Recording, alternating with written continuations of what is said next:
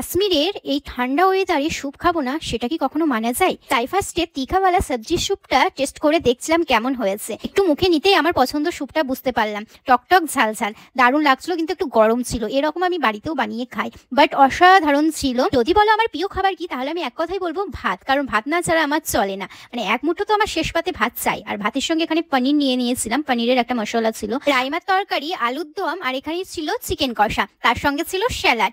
আর তোমরা পনিরটা বুঝতেই পারছো কেমন রান্না হয়েছে, জাস্ট মানে সফট একদম, খুবই সুন্দর পনিরটা হয়েছিল।